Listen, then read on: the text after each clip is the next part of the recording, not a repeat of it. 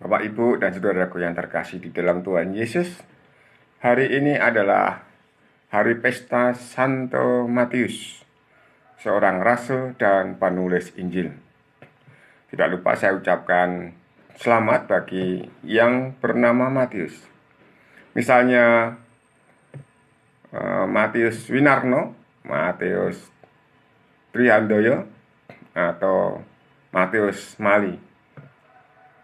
Kiranya ini menjadi sapaan bagi mereka semua yang hari ini dirayakan hari pesta namanya. Bapak, Ibu, dan saudaraku yang terkasih, Injil hari ini diambil dari Injil Matius bab 9 ayat 9 sampai dengan 13. Inilah Injil suci menurut Santo Matius. Pada suatu hari Yesus melihat seorang yang bernama Matius duduk di rumah cukai. Yesus berkata kepadanya, "Ikutlah aku." Maka berdirilah Matius lalu mengikuti dia.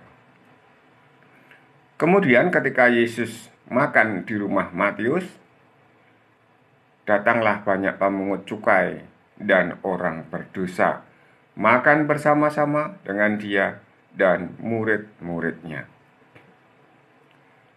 Melihat itu, berkatalah orang-orang Farisi kepada murid-murid Yesus, "Mengapa gurumu makan bersama dengan pemungut cukai dan orang berdosa?"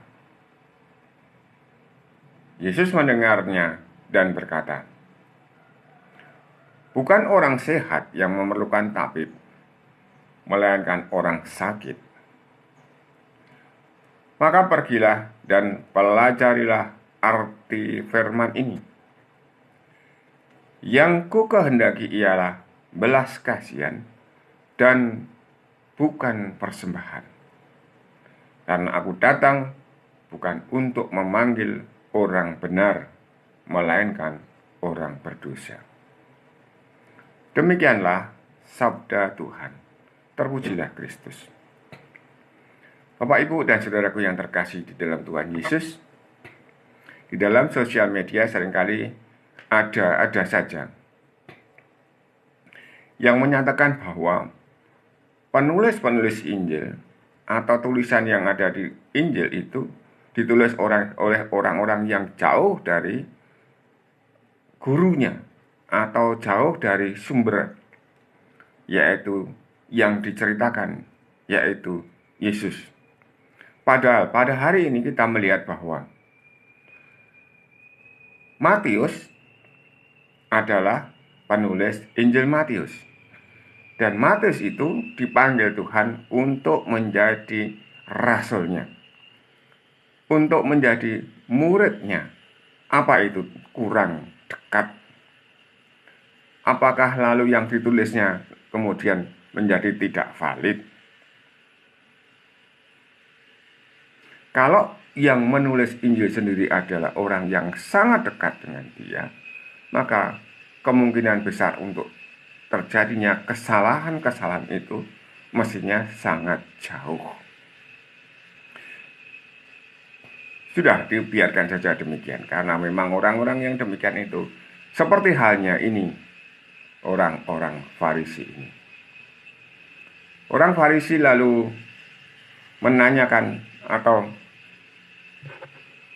bertanya atau istilahnya apa ya, mengatai atau apa seperti ini. "Mengapa gurumu makan bersama dengan pemungut cukai dan orang berdosa?" Benar bahwa Matius itu pada saat itu adalah seorang pemungut cukai. Dan pemungut cukai itu disamakan dengan orang yang berdosa, sama dengan orang-orang yang sangat berdosa, seperti halnya pelacur dan seterusnya. Bapak, Ibu, dan saudaraku yang terkasih, ada suara yang keras, itu suara kereta ceret. Suaranya seperti itu, tapi biarkan saja. Seperti tadi kita biarkan saja. Bapak, Ibu, dan saudaraku yang terkasih di dalam Tuhan Yesus. Tuhan Yesus selalu mengatakan, bukan orang sehat yang memerlukan tabib, melainkan orang sakit. Maka pergilah dan pelajarilah arti firman ini. Kemudian orang Farisi itu diminta untuk belajar lagi mengenai firman. Mana firmannya? Yang ku kehendaki ialah belas kasihan dan bukan persembahan. Persembahan asalnya dari bawah ke atas. Misalnya persembahan kita kepada gereja, persembahan kita kepada Tuhan, atau persembahan kita kepada para penonton, persembahan kita kepada orang-orang yang kita junjung tinggi. Tetapi belas kasihan itu datang dari atas, yang merasakan kasihan, yang berbelas kasihan. Tuhan memang datang untuk memberi belas kasih kepada kita.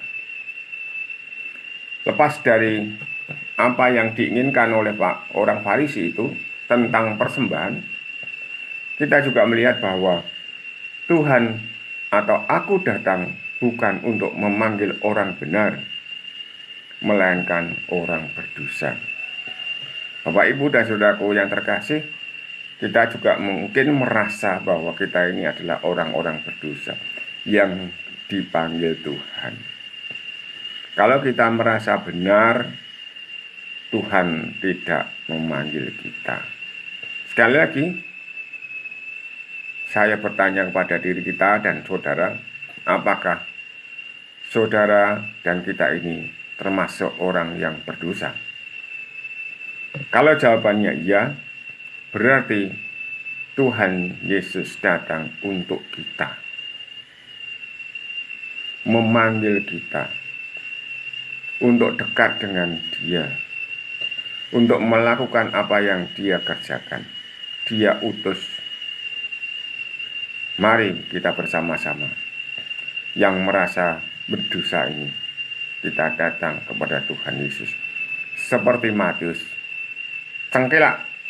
Cengkelak itu artinya dengan segera bangun dari tempat duduknya, lalu pergi mengikuti Tuhan Yesus. Selamat pagi, berkah dalam.